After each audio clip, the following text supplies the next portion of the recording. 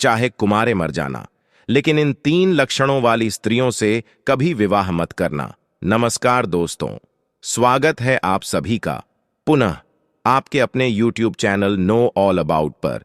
प्रिय दर्शकों, इस वीडियो में आपके लिए लेकर के आए हैं एक ऐसी कहानी जिसमें आपको बताया जाएगा कि अपनी जिंदगी में कुंवारे मर जाना, लेकिन इन 3 लक्षण वाली स्त्रियों से हमेशा बच करके रहना और इनसे कदापि विवाह मत करना।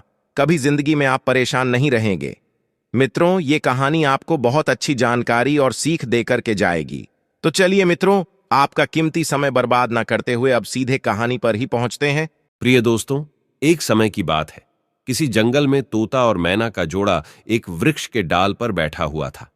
तोता ने मैना से कहा कि हे मैना रानी, आज का समय बहुत ही बदल चुका है। मैना कहने लगी, पिया जी, ऐसा क्या समय बदल चुका है? तब तोता कहता है कि हे मैना रानी, समय इतना बदल गया है कि आजकल की स्त्रियां और आजकल की लड़कियां बहुत ही स्वार्थी बन चुकी हैं, क्योंकि स्त्रियां अपने स्वार्थ के लिए कुछ भी करने के लिए तैयार हो जाती हैं। जो काम उन्हें कदापि नहीं करना चाहिए, वो स्वार्थ के प्रति स्त्रियां कर बैठती हैं। मैना कहती है कि पिया जी, मैं तुम्हारी बात से सहमत नहीं हूं। स्त्रियां कैसे स्वार्थी हो सकती हैं? आप हमारी नारी जाति की बुराई कर रहे हैं। तोता कहता है, नहीं मैना, तुम हमारी बात पर विश्वास करो। तब मैना कहती है, नहीं स्वामी, मैं तुम्हारी बात पर विश्वास नहीं कर सकती हूं। तब तोता कहता है, ठीक है मैना, जब तुम्हें विश्वास नहीं है तो आइए हम आपके लिए एक कहानी सुनाते हैं, और इस कहानी को सुनने के साथ साथ तुमको यह विश्वास हो जाएगा कि तुम्हारी नारी जाति कितनी स्वार्थी बन चुकी है और अपने स्वार्थ के लिए कितने गलत गलत काम करने के लिए तैयार हो जाती है।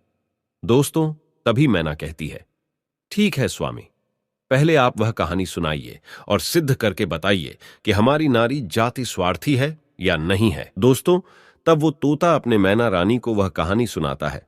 तोता कहता है, हे मैना, एक समय की बात है, किसी नगर में 3 दोस्त रहते थे।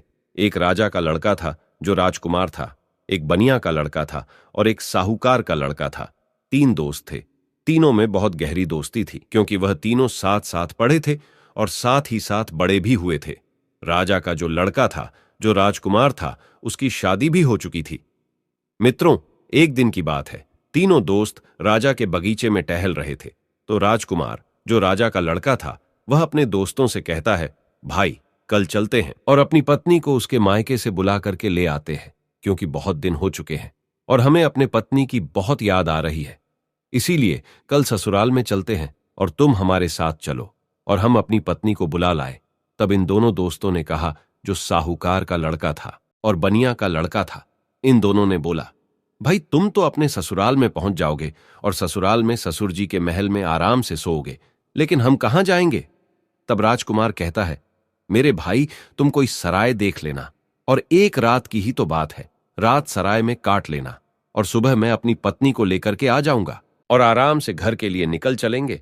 दोस्तों, राजकुमार के बात को सुन करके दोनों दोस्त, साहूकार का लड़का और बनिया का लड़का जो था, वो सहमत हो जाता है।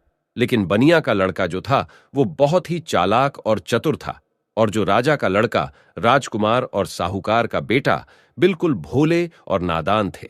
दोस्तों, दोनों दोस्त जब सहमत हो गए तो दूसरा दिन होता है और दोनों दोस्त अपने दोस्त राजकुमार के साथ में वहां से चल देते हैं, और चलते चलते 3 दिन इनके रास्ते में लग गई। और 3 दिन के बाद में राजकुमार अपने ससुराल के पास में जब पहुंचता है, उस नगर के पास में जब पहुंचता है, तो राजकुमार अपने दोनों दोस्तों से कहता है, मेरे भाई, यहां कोई सराय देख लेना और रात उस सराय में काट लेना और मैं ससुराल जाता हूं, सुबह जल्दी आ जाऊंगा। तोता कहता है, हे मैना। राजकुमार इतना कहने के बाद अपने ससुराल के लिए चला जाता है, और इधर साहूकार का लड़का और बनिया का लड़का सराय की तलाश में निकल जाते हैं। ढूंढते ढूंढते उनको एक सराय दिखाई देती है, और सराय के जब समीप पहुंचते हैं तो उन्होंने देखा कि यहां खाने पीने की भी व्यवस्था सही है और रुकने की भी व्यवस्था सही नजर आ रही है। दोस्तों, सराय के दरवाजे पर जब वे पहुंचे तो वहां उन्होंने एक बुढ़िया को देखा। उस बुढ़िया के पास में जाकर कहने लगा, हे माता, हम इस सराय में रात व्यतीत करने के लिए आए हैं और सुबह चले जाएंगे। हमारे लिए इस सराय में जगह दे दो जो हम रात सही से काट सके। दोनों दोस्तों की बात को सुन करके वो बुढ़िया जो थी वो कहने लगी, देखो बेटा, चाहे कहीं भी रुक जाओ, चाहे कहीं भी जाकर के रात काट लो, लेकिन इस सराय में आप ना रुके, इस सराय में आप रात ना गुजारे। तब दोनों दोस्त ने पूछा, ऐसा क्यों माता? तब बुढ़िया कहती है, मेरे पुत्र, इसमें अगर आप रुके तो आप जिंदा नहीं बचेंगे, क्योंकि आपकी मृत्यु हो जाएगी। दोस्तों, इस तरह से वो बुढ़िया जो थी साहूकार के लड़के और बनिया के लड़के को समझा रही थी। तब तक एक बहुत सुंदर लड़की, एक बहुत सुंदर युवती दरवाजे के भीतर उस साहूकार के लड़के को दिखाई दे जाती है। साहूकार के लड़का ने जब उस सुंदर युवती को देखा तब वो उस पर मोहित हो गया और उसके साथ रात में रुकने के लिए वो तैयार था। उतावला हो रहा था कि किसी ना किसी तरीके से हम इसके साथ रात गुजार लें। मित्रों, इधर वो बुढ़िया समझाती रही, लेकिन साहूकार का लड़का नहीं माना। साहूकार का लड़का जो था वो अपने दोस्त से कहता हुआ चला गया कि दोस्त, तुझे कहीं जगह मिल जाए तो तू रुक लेना, पर हम तो इसके साथ में ही रुकेंगे। दोस्तों, इतना कहने के बाद में वो साहूकार का लड़का जो था उस सुंदर युवती के साथ में रुकने के लिए वो अंदर चला गया, और जो सराय में एक हॉल टाइप का रूम यानी हॉल जैसा एक कमरा था वो बहुत गहरा और लंबा था। उसमें वो सुंदर युवती के साथ में साहूकार का बेटा चला जाता है। दोस्तों, इधर रात हो चुकी थी और सोने का भी वक्त कुछ समय में होने वाला था। दोस्तों, वो तोता मैना से कहता है, इधर साहूकार का लड़का उस सुंदर युवती के साथ में सराय के अंदर चला गया, लेकिन बनिया का लड़का बाहर रह गया, जो बहुत ही चालाक था, वह चतुर था और समझदार था। बनिया का लड़का ने उसे रोका भी, लेकिन वो नहीं माना। अब दोस्तों, बनिया का लड़का जो था वो बुढ़िया के पास फिर से पहुंचता है और कहता है, हे बूढ़ी माता, मैं आपकी बात को समझा नहीं। आपने कहा कि इस सराय में जो रुकेगा उसकी मृत्यु हो जाएगी और वह सुबह जिंदा लौट करके नहीं आएगा। इसका क्या कारण है? बताने की कृपा करें। मित्रों, तब वो बुढ़िया कहती है, बेटा, तुम उसे रोक रहे थे, लेकिन तुम्हारा दोस्त नहीं माना। मुझे डर है कि वो सुबह आपको जिंदा नहीं मिलेगा। बनिया का लड़का कहने लगा, वही तो मैं आपसे जानना चाहता हूं, माता, बात क्या है? खुल करके बताओ। तब बुढ़िया ने कहा, बेटा, ये जो सुंदर युवती आपके दोस्त ने देखी, जिसके साथ में वह अंदर चला गया, ये सुंदर युवती जो है ये एक वैश्य है और नागिन है। ये रात में अपना रूप बदल लेती है और जिसके साथ ये रात में रुकती है उसी को डस लेती है और उसको मार देती है। इसलिए हमको डर है, क्योंकि जो भी गया वो जिंदा लौट करके नहीं आया। तोता मैना से कहता है। बनिया का लड़का ये सुन करके घबरा गया और कहने लगा, हे बूढ़ी माता, हमें कोई रास्ता बताओ जिससे हम अपने दोस्त की जान बचा सके। तो बुढ़िया कहती है कि बेटा, मैं तुम्हें एक तलवार देती हूं और अगर तुम उस नागिन का वध कर सको तभी तुम्हारा दोस्त बच पाएगा। बनिया का लड़का समझदार और चतुर था, वो तैयार हो गया और कहने लगा, माता, लाइए तलवार, मैं अपने दोस्त का जान जरूर बचाऊंगा, चाहे हमारी जान ही क्यों ना चली जाए। मित्रों, बुढ़िया बनिया के लड़के को तलवार देती है और वो चुपके से सराय के अंदर घुस जाता है, और जहां उसका दोस्त साहूकार का बेटा उस वैश्य के साथ में लेटा हुआ था, वही पास में एक कोने में जाकर के बैठ जाता है और इंतजार करने लगता है कि कब ये नागिन का रूप धारण करे और हम इसको मारे। दोस्तों, आधी रात का समय होने वाला था और तभी वह सुंदर युवती जो नागिन थी वह अपना रूप बदलती है और जैसे ही साहूकार के लड़के को काटने वाली होती है तो उसका दोस्त बनिया तलवार लिए तो बैठा ही था, एकदम से उसने तलवार चलाई और उस नागिन का वध कर दिया और वो सुंदर युवती मर गई। दोस्तों, इस तरीके से उसने अपने दोस्त की जान बचाई और उस मरी हुई नागिन को पलंग के नीचे रख दिया एवं छिपा दिया। दोस्तों, तब तोता मैना से कहता है, वो बनिया का लड़का जो था इतना काम करने के बाद, अपने दोस्त की जान बचाने के बाद सराय से बाहर निकल आता है, और जब बाहर निकल आया तो उसने क्या देखा कि एक सुंदर स्त्री जो है वह जंगल की तरफ जा रही है। उसने देखा और विचार किया कि यह सुंदर स्त्री जंगल में इतनी रात में कहां जा रही है। हमें देखना चाहिए, इसके पीछे पीछे जाना चाहिए और ये जानकारी लेना चाहिए कि ये जा कहां रही है। वो बनिया का लड़का जिसके हाथ में तलवार था, जिसने नागिन का वध किया था, वो उस सुंदर स्त्री के पीछे चल देता है और वो बनिया का लड़का सोचता जा रहा है कि देखे ये कहां जा रही।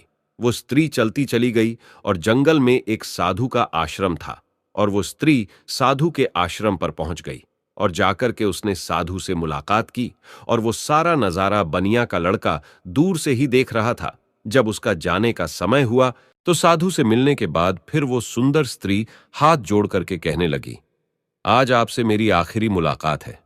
साधु कहने लगा, वो क्यों? तो वो सुंदर स्त्री जवाब देती है, हमारे पति हमें लेने के लिए आए हैं और अभी हमारे घर पर ठहरे हुए हैं। कल मैं अपने पति के साथ ससुराल चली जाऊंगी। आज के बाद फिर मैं आपसे मिलने के लिए नहीं आ पाऊंगी। तब वो साधु कहने लगा, रोजाना तो हमारे पास आती थी, लेकिन अब हमें धोखा देकर के जा रही हो और कह रही हो कि अपने पति के साथ जा रही हो। तब वो सुंदर स्त्री जवाब देती है, हाँ, मेरा पति मेरे घर पर ठहरा हुआ है और कल मैं ससुराल चली जाऊंगी।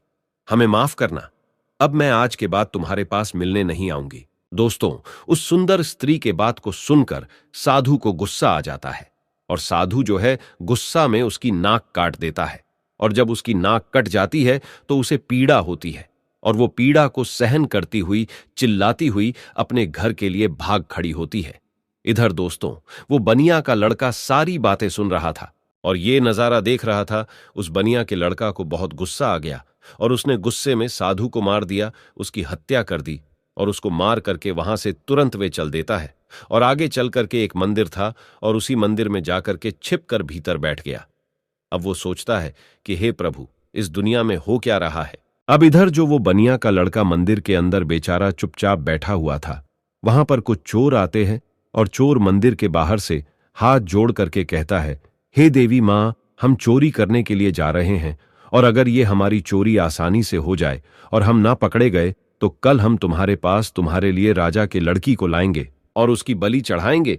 इतना कहने के बाद में वो चोर अपनी चोरी करने के लिए चले जाते हैं और जो अंदर बनिया का लड़का बैठा था, उसने जब चोरों की बात को सुना तो उसके पैरों तले जमीन खिसक गई और वो कहता है, ये क्या है? यहां भी एक हत्या होने वाली है। हे प्रभु, ये हो क्या रहा है? दोस्तों, वो बनिया का लड़का विचार करता है, चाहे कुछ भी हो जाए, लेकिन मैं राजा की लड़की की हत्या नहीं होने दूंगा। ये सोच करके वो मंदिर में बैठा रहा। इधर दोस्तों, क्या हुआ कि वो स्त्री जो थी जिसकी नाक साधु ने काटी थी, वो अपने घर पर पहुंची और उसने रोना धोना बंद किया। बाकी पीड़ा तो सता रही थी। उसने विचार किया, अगर सुबह लोग हमको देखेंगे तो पता नहीं, ना जाने मेरे बारे में क्या कहेंगे। हमें शर्म से अपना सर नीचा झुकाना पड़ेगा। क्यों ना हम अपने पति को फंसा दे और ये कह दे कि हमारे पति ने मेरी नाक काट ली। तो वही हुआ। सवेरा होने वाला था और जैसे ही थोड़ा प्रकाश होने को था, तभी वो चिल्लाने लगी और कहने लगी कि देखिए देखिए, हमारे पति ने हमारी नाक काट ली। दोस्तों, घर वाले जो थे वो एकदम से भाग करके आते हैं और उसके पति को बंदी बना लेते हैं। जो वो राजकुमार था, जो राजा का लड़का था, उसको पकड़ लेते हैं और पकड़ करके वहां से राजा के सामने पेश कर देते हैं। राजा वो सारा वृतांत जान करके उसको जेल में डाल देता है। तब तोता मैना से कहता है, हे मैना रानी, अब आगे सुनिए क्या हुआ। इधर पूरा दिन व्यतीत हो गया। उसका दोस्त जो बनिया था, उसने पूरा दिन इधर उधर बैठ करके काट लिया और जब रात हो गई तब उसी मंदिर में जाकर के वे छिप करके बैठ गया, क्योंकि उसे मालूम था कि ये चोर राजा के लड़की को पकड़ करके जरूर लाएंगे, उसकी हत्या जरूर करेंगे, लेकिन मैं उसकी हत्या नहीं होने दूंगा। जब रात हो गई तो मंदिर में जाकर के तलवार लेकर के छिप कर बैठ गया और इधर आधी रात जब होती है तभी वो चोर राजा के लड़की को पकड़ करके लाते हैं और मंदिर के बाहर बैठ जाते हैं। कुछ देर बैठ करके बातें करते हैं और कहते हैं, देवी मां ने हमारी बातें सुन ली हैं, कितनी बढ़िया हमें चोरी करवा दी, पकड़े भी नहीं गए और बहुत मालदार भी बन जाएंगे क्योंकि हमने बहुत माल लूटा है। इस तरीके की बातें कुछ देर करते रहे। फिर उनमें से एक बोला, देख भाई, अब उस लड़की को जल्दी ले जा और देवी मां के सामने उसका सिर काट देना और उसकी बलि चढ़ा देना। तो दोस्तों, उन चोरों में से एक चोर जो था वो राजा के लड़की को पकड़ करके अंदर मंदिर में प्रवेश करता है और देवी मां की जहां पर मूर्ति थी वहां पर ले जाता है और उस लड़की का सिर काटने के लिए जैसे ही वो चोर जाता है तो बनिया का लड़का तो वहां तैयार ही बैठा हुआ था और वो चोर राजा के लड़की का सिर नहीं काट पाया, उसकी बलि नहीं चढ़ा पाया, क्योंकि उससे पहले ही बनिया के लड़का ने उस चोर को मार दिया और चोर को मार करके उसकी लाश को एक बगल में रख दिया। इधर दोस्तों, उन चोरों में से एक चोर कहता है, देख भाई, वो हमारा एक साथी गया है, वो लौट करके नहीं आया है। अरे तू जा और देख करके आ कि उसने बलि चढ़ा पाई या नहीं चढ़ा पाई। दोस्तों, ऐसे ही दूसरा चोर जो है जैसे ही मंदिर में प्रवेश करता है तो वो बनिया का लड़का तैयार बैठा हुआ था, उसने उसको भी मार दिया। कहने का मतलब यह है कि इसी तरीके से उस बनिया के लड़के ने जितने भी चोर थे सारे चोरों को मार दिया और उस राजा की लड़की की रक्षा की। जब सारे चोरों को मार देता है तब वो लड़की निर्भय हो जाती है और उसके बाद में वो बनिया का लड़का राजा की लड़की से कहता है कि चलो हम तुम्हारे घर तक तुम्हें छोड़ देते हैं। दोस्तों, राजा की लड़की घबराई हुई थी, उस बनिया के लड़के के साथ में चल देती है और इधर राजा की जो लड़की थी वो बनिया के लड़के से प्रेम करने लगी और कहने लगी कि हम तुमसे विवाह करना चाहते हैं। दोस्तों, बातों ही बातों में वो लोग राजा के घर तक पहुंच गया और घर के दरवाजे पर जैसे ही पहुंचा तो बनिया का लड़का ने मना कर दिया, नहीं, मैंने तुम्हारी रक्षा की है, इसका मतलब ये नहीं है कि मैं तुमसे विवाह करूं, मैं ऐसा कदापि नहीं कर सकता। राजा की लड़की को गुस्सा आ गया और कहने लगी, अगर आप हमारे साथ शादी नहीं करेंगे तो मैं आपको जेल में डलवा दूंगी। बनिया का लड़का कहने लगा, जैसी आपकी मर्जी, लेकिन मैं शादी नहीं करूंगा। दोस्तों, तभी राजा की लड़की दरवाजे पर चिल्लाती है और कहती है, बचाओ, ये हमको पकड़ करके ले जाना चाहता था और ये हमारी इज्जत लूटना चाहता था।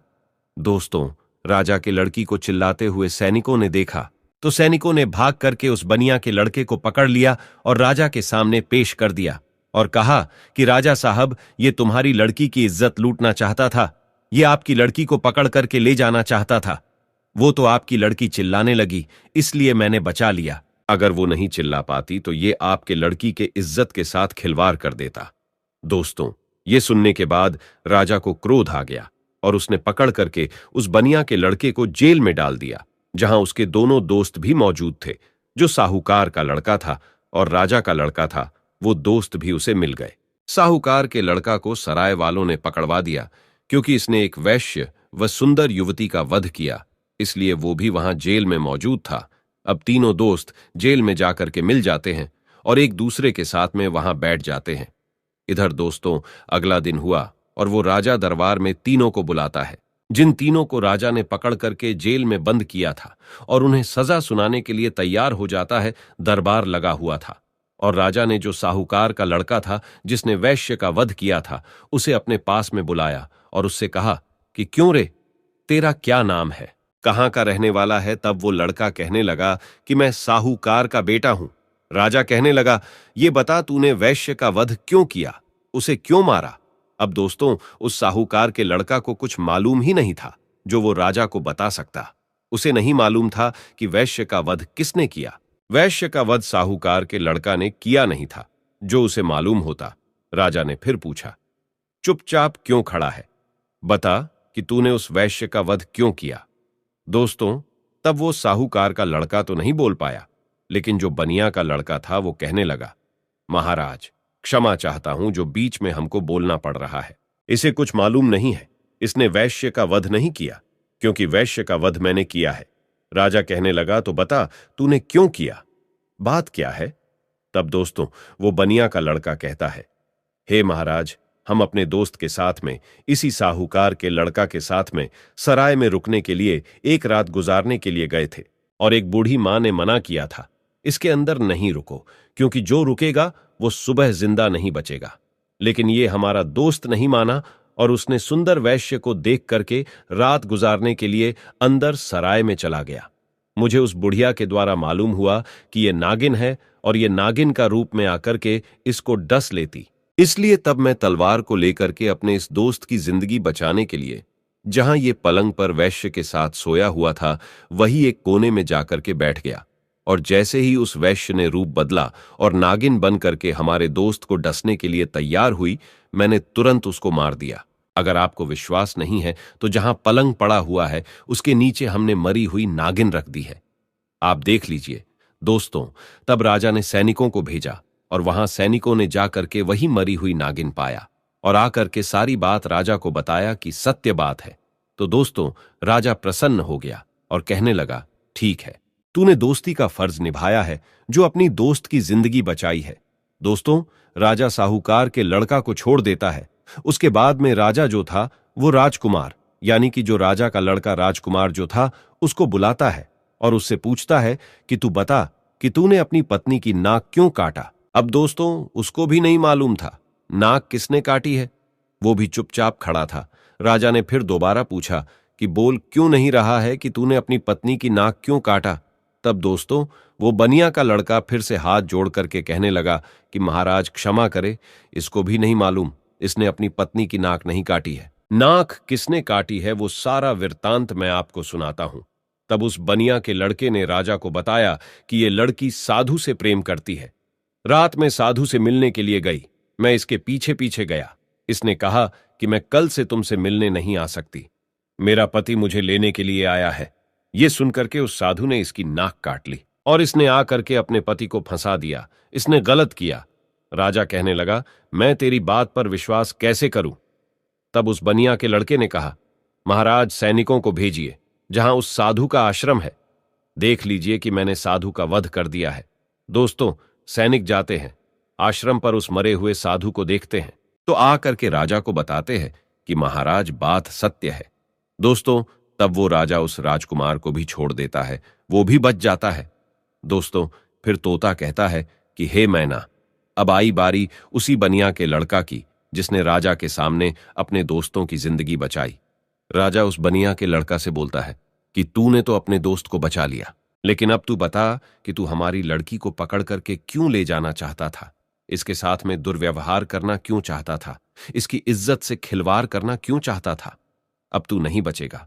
दोस्तों तब वो बनिया का लड़का कहता है कि महाराज क्षमा करे, ये आपकी लड़की जो है ना, इसने हमें गलत फंसाया है। आपकी लड़की की बलि चढ़ाने के लिए कुछ चोर इसको पकड़ करके ले गए थे।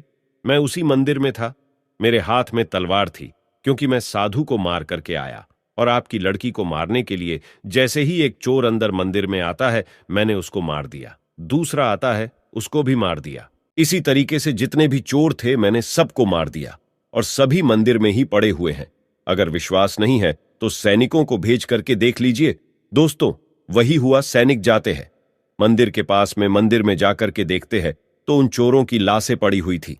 तो सैनिकों ने आकर के सारी बात राजा से कही कि महाराज बात सत्य है, आपकी लड़की की रक्षा इसने की है, इसने इज्जत से खिलवाड़ नहीं किया और ना ही इज्जत लूटने की कोशिश की है।